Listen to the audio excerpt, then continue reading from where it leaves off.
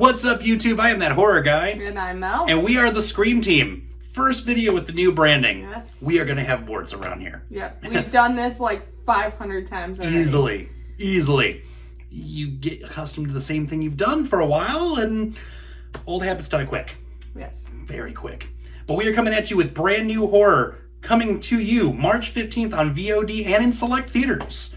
What are we doing today? We are doing Sin Eater. Yeah. You saw the trailer reaction. You did. If you haven't, go back and watch Go it. take a look at that. It'll also be in a link here at the end of the video and down below for you to check out. Yes, this was directed by Carmelo Chimera. The directorial debut of one Carmelo Chimera. And he's got like the coolest name ever. Yeah. I wish my name was Carmelo Chimera. Yeah. And not to mention there's some just love with just the last name alone. Yes. For me alone. So. And it was written by Carmelo and Nicholas Chimera and Robert O'Neill. Yeah, the Rob O'Neill, for those of you that follow him on podcasting. Mm-hmm.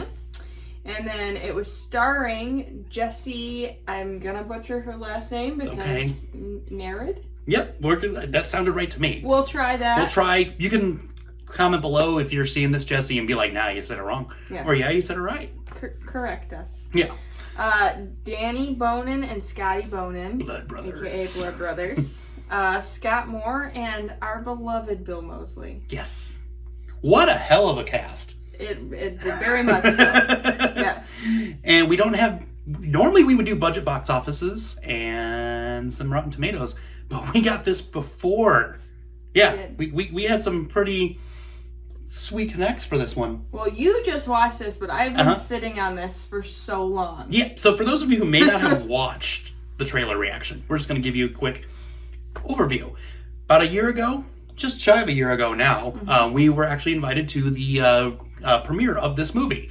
Due to some scheduling conflicts last minute, I was unable to attend, but Mel here by myself went and rocked it, represented, enjoyed every moment of the experience. And luckily for me, once we discussed the trailer reaction, Carmelo was so kind enough to actually get me the ability to watch it as well. Yes.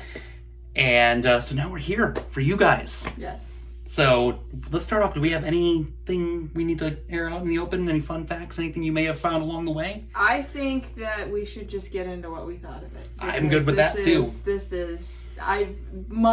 Months and months I've been dying to have this conversation with you. So since it's more fresh in your mind, I'm gonna let you go first. Okay. You just watched this. I did. So yes, and loved every single second of this movie. I knew it. Yeah, you knew it. You told me when you saw it I was gonna love it. And there was a moment in the film that Mel has alluded to being the most grotesque thing they'd ever seen in on film. Yeah, pretty accurate. Pretty disgusting.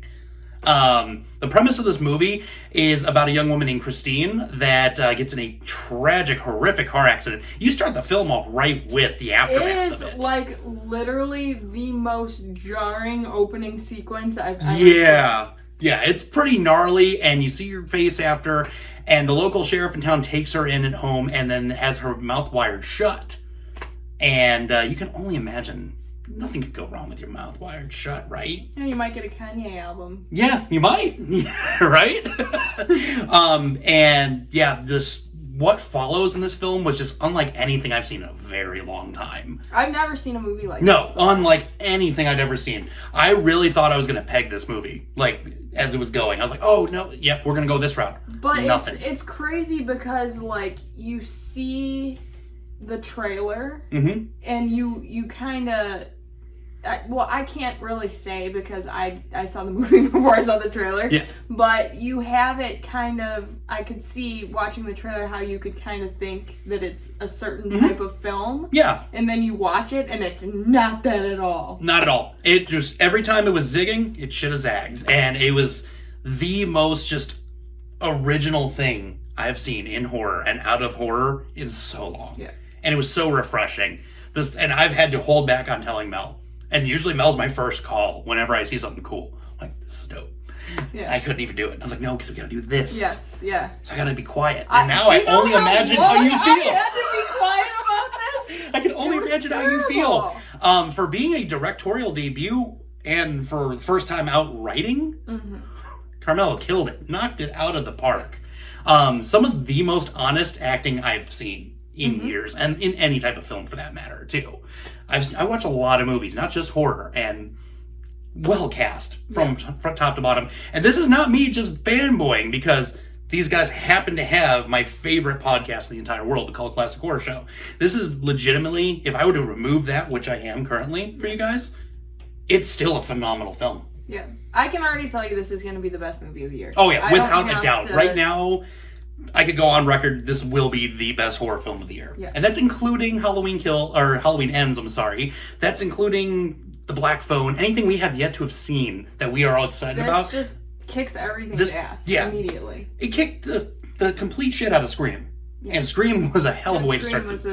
Yeah, and Scream was a banger. Yeah. So what are your thoughts on this? You've held back for so long. I did hold back for so long. I wanted to tell you every single thing that happened in this movie the second I saw it. I wanted to call you and be like, there was a thing, and then the thing, and then did this. But I couldn't, because I wanted you to see the movie. I loved, like I just said, how the film starts off with that drawing scene. Oh, so gross. Because so many times you get movies that are like kind of like a slow burn. Yes. And it wasn't even like a horror sequence, but it was just gore to begin with, and I was like, this is awesome. But I was also eating a salad during this movie too, because it was like one of those places where you have to order food or you look like a complete jerk. Yeah. And it was kind of hard to eat during this movie. Which made it that much better of a movie, because if you're feeling kind of queasy watching a movie, you know that's good gore. Well, I bought a big old beef sandwich and fries when I was eating this, and I'm like halfway through, like the first scene, I'm like, not hungry anymore. Yeah, nope, that'll go to the side for now. Yeah. What else to say about this? There's so many things. Yeah, right? Bill Moseley. Okay, Bill Moseley. Okay, so Bill Moseley, killing it. Any other film we've ever seen, being Chop Top, being Otis, always plays these over-the-top menacing characters. Well, and he was like uncharacteristically like seemingly kind in this movie. And you've never seen him play a character like that before. He's just straight out of the gate like world's worst person. Yep. And it was kind but menacing at the right, same time. But you've never seen him in a character like that. Where he's just always such a villain in everything. So I liked that. I liked that Carmelo got a different character out of such an iconic person. And gave us a new character to love at the same time. Exactly. Yeah. So, like, casting was perfect. Like, I couldn't imagine anyone else but Jessie in that lead role. No. Like, perfect. This is 2 for 2 for her, because the last outing that the Bonin brothers did was She Walks the Woods, and she was the lead in that, and she continues to blow my mind. Phenomenal. Yes. So good. And Bill Moseley was perfect in the role. The little girl in this movie, wow, perfect. And those child actors can be so hard sometimes. Yeah, not only just to work with, but to really get an honest reaction from. And it felt so genuine the whole time. Yeah, and it's hard. Kids are hard too, because like I've seen movies that are huge budget movies, and the kid is the weakest link in the movie. Big time. They're just the least of the worst they found. But this kid it's such a small role, but so important to the movie. And it was so good. The music was good. The placement was good. A lot of these movies now, when you go see like a Paramount Pictures movie or whatever, I don't know why I said Paramount Pictures. That's like a horrible example. Scream was recently in the works. It's just it just attacks you with music and sound constantly. It's like movies are afraid of silence. Yes. Like even during quiet moments, there's like some sort of sound happening. And you don't need that. It takes away from the experience. And this was just like all that was so perfect. Absolutely. That was another thing that I took away. I loved the premise of this movie and how, like you said, you think you have it figured out, and then something else happens and you're just like, what in the world is happening? And what came to mind, and I don't mean this as an insult because it's going to sound like an insult at first, but the new Wrong Turn movie is kind of where my mind went toward the end of this movie, but done so much better. Oh yeah, no, I felt that 100%. Because I can't remember. Did you like the new Rom movie? I did not actually, but like I could see where you came from on that. It was like the same kind of like twist, but this was done so much better. Yeah, it was like what I wanted that to be by the end of that movie. Yes. If you've seen both of these movies at this point, you'll know what I'm talking about. Yeah, but and the scene, we have to talk about the scene. The one you will know what this scene is come the time you see this movie. And you're going to come back and be like, yeah, the scene. You know what? You kind of see it coming. You know it's going to happen, but you don't expect it to happen because of what's happening, and you don't expect it to be so graphic. No. And you expect it to be different from the way it came out, too. Yes, exactly. So, like, so many people that would have made this movie would have cut away during this part. Yes, they would have. Especially, like, big films that are afraid of NC-17 ratings and is like, we just don't even want to hear from those people. Like, we'll just take it out and cut away. You see every second of this grotesque, disgusting thing, and it is brilliant. And unless I'm completely wrong in this, that looked practical. Yeah. That looked like a true practical effect. And that was another thing about this. This movie killed it with the practical effects. Yeah. Because I couldn't imagine there being a ton of CGI in this film. Yeah. It would, if it did, it would have actually ruined it. Yeah. In all honesty. Yeah. But yeah. Yeah.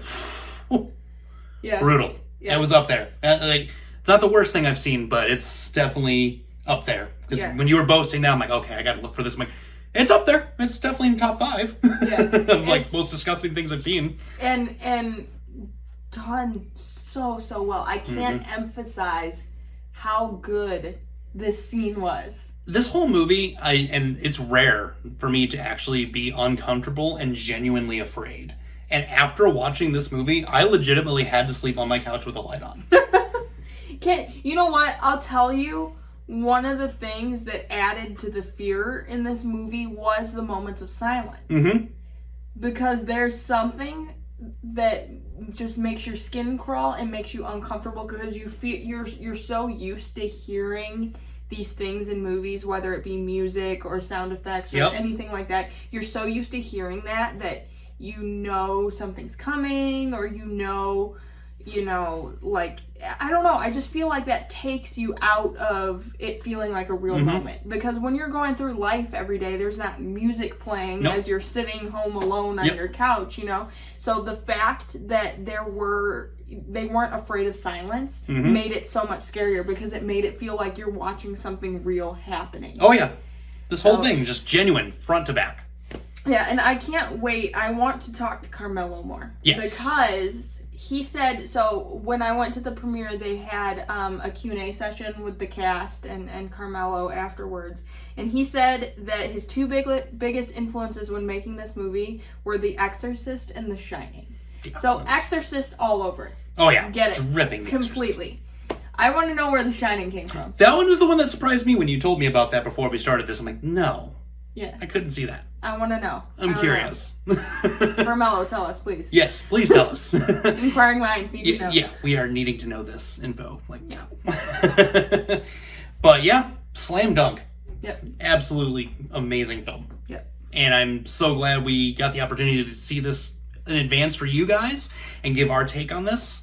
And yeah, again, March 15th, tomorrow even. Yes. Please make sure to get on VOD. Anywhere you stream, it's going to be available. And check this out. You will not regret it. I'll make a hefty promise to people. There we go. Now. Here we go. On record. Here's a hefty promise. If you watch this movie and you don't like it, and you give me a genuine reason why you don't like it, I will pay for what you paid for to stream the movie. There we go. I will send it into your PayPal. There you go. So there you have it all. I can't imagine anyone not liking this movie and having a genuine reason why. Because there is no reason why someone would not like this movie. So if you didn't like it, I'll pay for it.